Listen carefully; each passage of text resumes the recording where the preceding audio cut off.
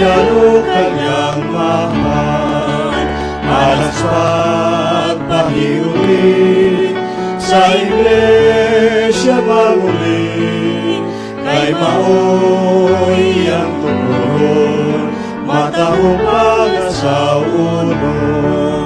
Espiritu sa iglesia, kalayo nagasika, nagaunay nagabago, pagpadayag sa Ginoo. Alas pagpahiuli sa iglesia maguli, kay maoy ang tugon,